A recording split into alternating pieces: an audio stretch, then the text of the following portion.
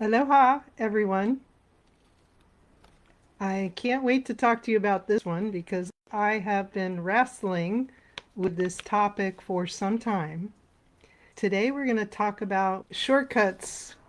People throw them at me all the time. As an engineer, I do love to find a way to do something, maybe not with the tool that was designed because it's not available and come up with it. I love to engineer these things.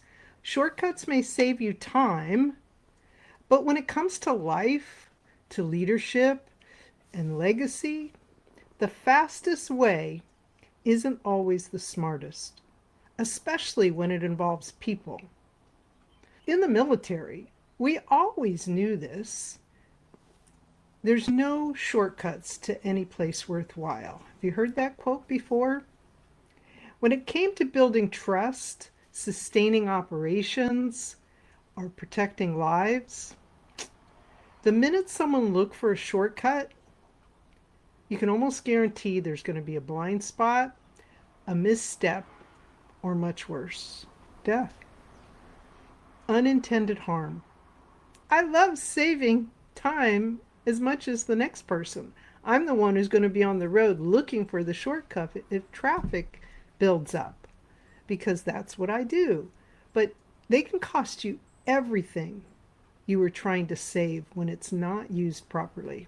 Stay tuned because I'm going to give you a method to be able to use when you think about shortcuts.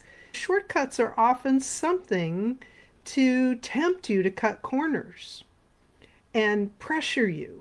Stick with me, and I'm going to show you how to use your inner compass instead, not someone else's stopwatch, which I think you've been pressured to do too. Gotta do it now to get where you actually want to go, or to get where everyone has asked you to get them to. If this hits home, just like with all my other talks that we've had, I give you real tools and you're going to get real results. Please sign up for my stress intelligence channel on YouTube. That's youtube.com/at stress intelligence.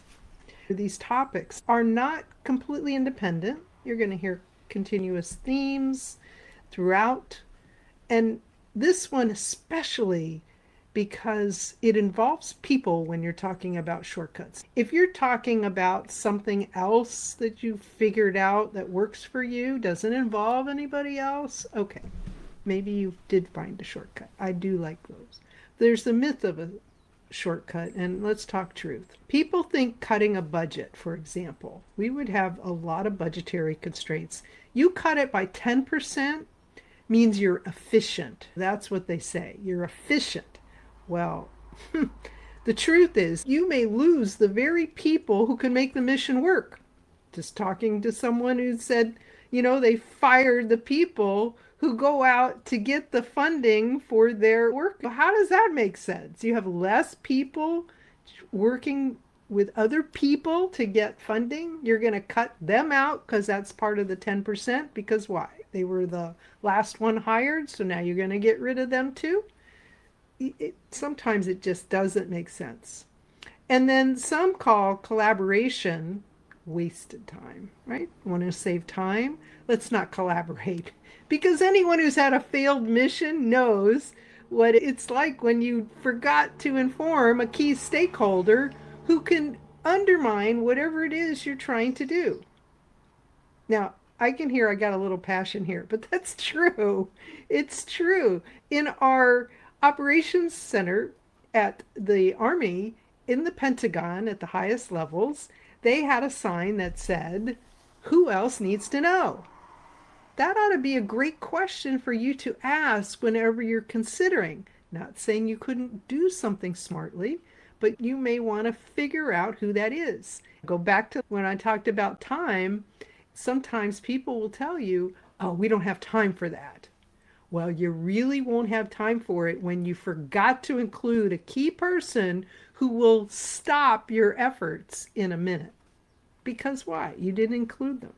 Rushing decisions may feel good in the moment to some, not to me, but rushing decisions may, a lot of times people who make those changes, they move. They go to another job. They get promoted because you made 10% cut or whatever. And then they've left a catastrophe for the other people behind to pick it up.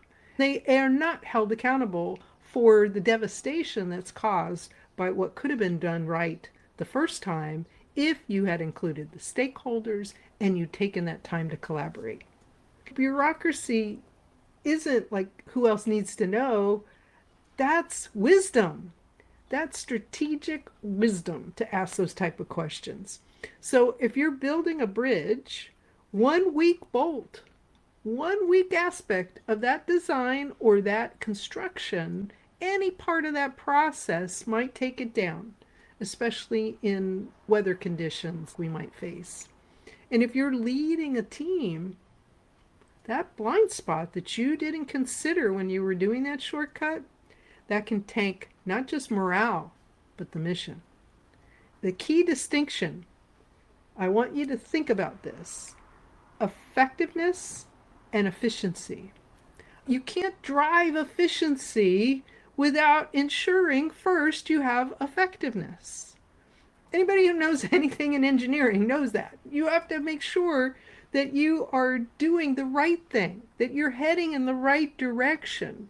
You can find better ways to improve how you do what you do as long as you know you're going to get that result. Let's talk about my No Shortcuts to Greatness. I commissioned a painting that had that title, No Shortcuts to Greatness. People want to be known for things. The painting I had was by Don Stivers, wonderful man who'd love to do military prints. I needed a painting and he was willing to help me to raise funds for our indoor arena. It had two extraordinary West Point graduates featured. It was on Redoubt 4, which is an overlook that's at West Point. So you have a nice view. It's a winter scene. And the West Point grads up there, one is an instructor at the time. His name was Charles Parsons. Charles Parsons had heroism during the Civil War. He came back to teach, and then when he retired, he did something else. But I want to just say there's another person in the picture, and that person, one of the cadets in there, went on to earn the Medal of Honor. Parsons, he was the only West Point graduate who was considered a saint. He left West Point, he became a pastor. He's one of the martyrs of Memphis. Those who know about the yellow fever plague during that time, he with 6 others who died in that process of serving the people because of the yellow fever. And so excellence for the long haul, what does it require? Sacrifice? Yes. Service? Yes. Patience? Yes. I've seen the cost of shortcuts up close. Arbitrary cuts that from the top, in the last one, standards, I talked about this. You make these cuts or you make a timeline, then that can undermine your efforts. I talked about Fallujah and what happened. Go watch the standards one to know what happened. An arbitrary timeline. If I want something to happen, therefore I'm going to make the policy change and it's going to happen. We might want to ask, well, what's that cost? Is that in the long run going to achieve what we want? Because the way of the world, it'll revert back to whatever it was once that pressure's off. Because why? Because it wasn't thought through. It was considered a shortcut. Flip-flopping, decision-making in any situation in a leadership position undermines trust and morale. It makes it nearly impossible to follow the orders of someone who's constantly flip-flopping because of the last person they spoke with. Dismissing people, which is another way, because they might bring up that there's a challenge here. I can't tell you how many times I brought up a subject where I was considered disloyal because I talked about how ridiculous. I didn't say that. I tried to do it as diplomatically as possible.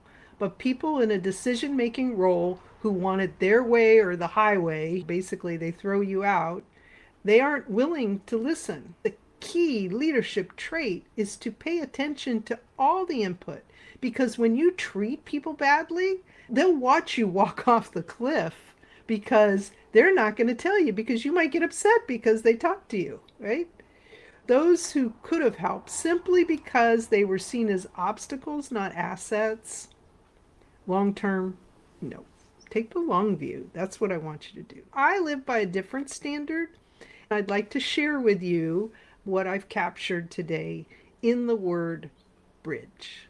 In my earlier post, I had 3 different bridges. One from Colorado was a railroad bridge. Looks like it's in the middle of air when you look at it. It's in the tree line in Colorado. Crazy that they built that. If you're riding that train, you want to make sure that was built very strong to withstand all kinds of things. There is also a bridge that was going to a beautiful island that we have in Hilo, Mokuola. That island has been inundated with flooding from tsunamis multiple times. That bridge allows you to get there without having taken a boat, which is what they used to do. That was a shortcut. Build a bridge, get you a shortcut. Then the final bridge was a walkway bridge at Arakaka Falls. It's gorgeous. It leads to a beautiful destination. When you have a goal in mind, think of it as that beautiful destination, and you want to build that walkway strong so it will last, so it's safe, so others can enjoy it too, that it achieves the goal that you have. I have an acronym called BRIDGE. Would you like to hear? What's the B? The B is build trust every step. If you start off waffling or doing arbitrary things or yelling at people, that's not building trust. We've talked about that. There's a whole talk on trust. Go back and listen to it. That was my second one. What's the R? Refine the ultimate goal.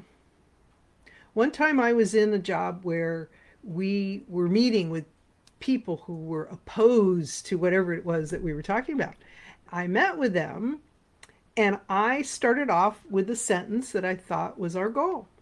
After about 30 minutes to an hour, even though it was only maybe 16 words, it was something that when we were done, we realized we both had the same objective. That's huge in knowing what it is. What is it that you're trying to achieve? You can't say it's cutting costs. You can't say that it's cutting people. That is not an objective. An objective is what is it supposed to be able to accomplish, and then you drive that efficiency to get there. But make sure you refine the ultimate goal because most of the time we're actually very, very close on what that is. That's been my experience. What's the I? Include all the stakeholders. I would put documents as a draft and I would put my first cut as who did I think was the stakeholders because I wanted them to know I invite you to be part of the process. I may not be aware, but somebody else might not. And they would come to me. They would say, well, I don't see this group on here. Maybe you want to include that, or maybe you want to include this person. He's a real or she's a real expert in this area. We would add that because we want all the stakeholders. I even had engineer meetings where my staff would sometimes say, we don't want someone outside the organization to come in. And I'd say, why not? You want people to be an observer because if you tee up something that's you're challenged with, maybe they can come up with a solution that will get us there better, faster, and achieve it in a way that we couldn't even envision, in a much better way. I found that consistently with the people that I work with. They were brilliant. My friend Doug Krug will tell you the answer's always in the room. And if they don't know it, they know someone to talk to get it. What is the D? This is really key. When we talk about stress, that's what I'm about, helping people deal with very difficult situations so that anything unhealthy stays in the healthy side and that you achieve your full potential. Disasters, for example. You don't want to wait until a disaster to figure out how the communication should flow and how decisions will be made. And so the D is decide how communications flow. How should they flow for what it is that you want to achieve? Communication, even when we're speaking the same language, all the signals that we give off body language, tone, all kinds of things can give a very different message from what was said. That will stick with the people because it's inconsistent. It's a mixed message. You don't want that. You want a very clear line of communication, and that when decisions are made is very clearly provided, that you have some guardrails for how to make the next decision because maybe it needs to be modified. When people are empowered to do that, anything is possible. Anything is possible. What's the G? I love this one. Grow stronger through challenges.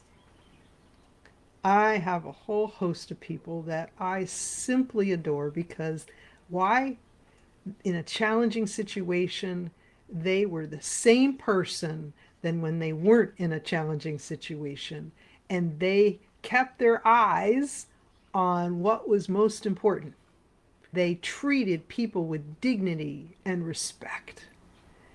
Grow stronger through the challenges. You can have fun during challenges. I was worried that I might not be much fun today because I was thinking there's so many crazy things going on. Why don't people know what I'm sharing with you today?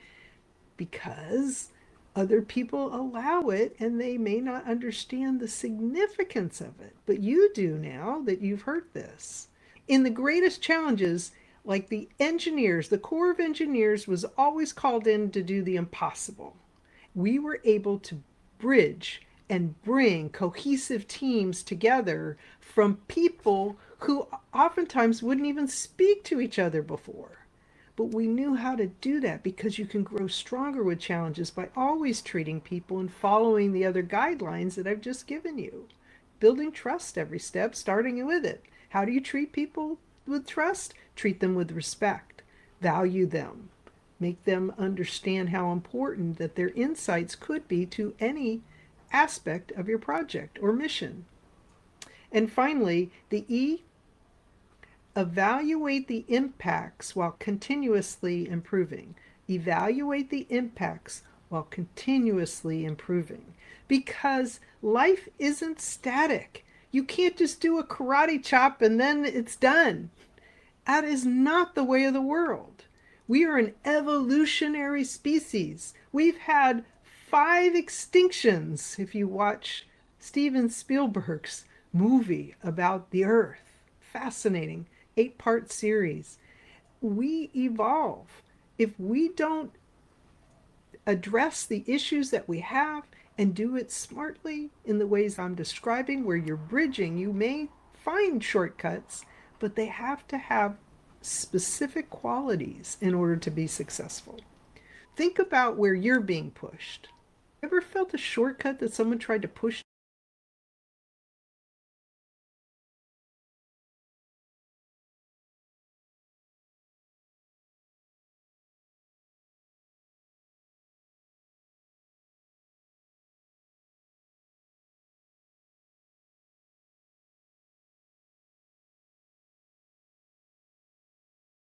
down your throat that you knew wasn't right, but maybe you couldn't articulate it?